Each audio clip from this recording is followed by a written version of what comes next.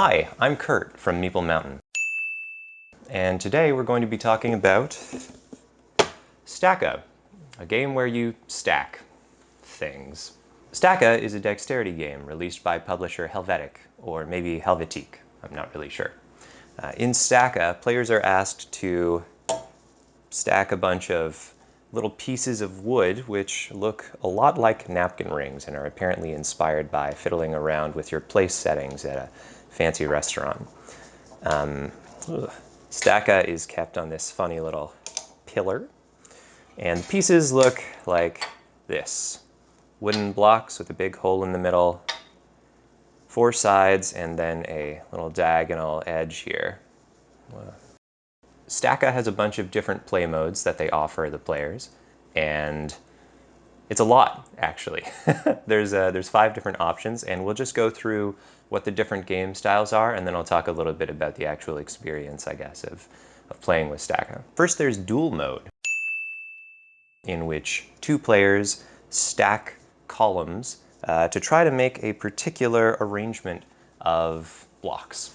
To do that, the game offers a series of cards, each one depicting some arrangement of the blocks. There are a whole bunch of cards that come with the game, and players are asked to duel by attempting to race to construct one of these faster than their opponent. If they do so, they get to keep the card is worth a point, and they're racing to 6 points to win. 5 points to win. It's, I would say, the most successful mode of Staka. Staka offers a number of options, but at its best, Staka feels kind of like a toy.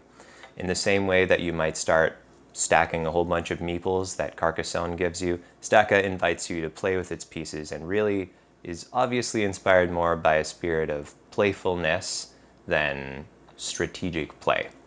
To me, it feels more like Lego and less like Jenga.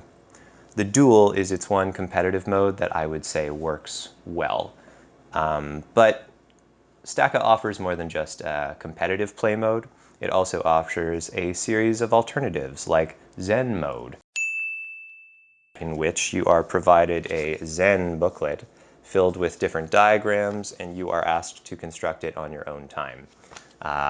This is kind of a fun way to kill some time if you're listening to a podcast and want to fiddle with something with your hands. They also offer art mode, which frankly is kind of outsourcing the creative process. Art mode tasks you with making some kind of stacked creation and then sharing it with the world. They have a hashtag for it, Staka Art.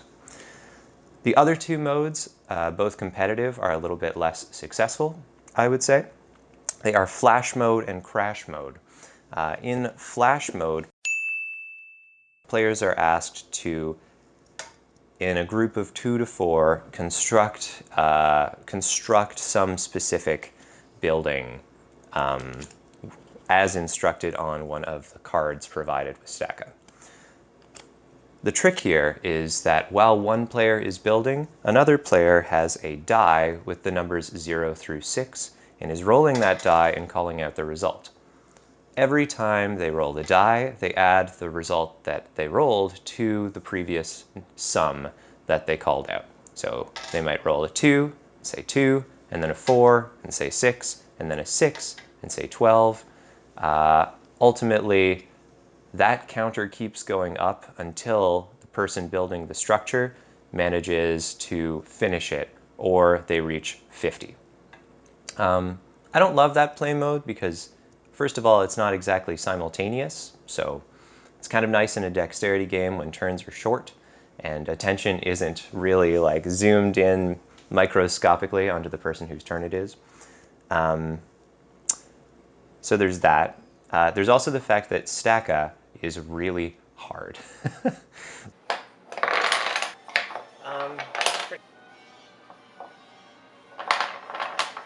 Turn over? Yeah. I lied, I couldn't do it. Part of this comes down to the fact that Staka's pieces are not evenly milled. Each piece is a little bit different and has its own rounded corners. Some of them are even slightly larger than the others. And that means that it's challenging to position it as a competitive play experience, especially if you're doing a race.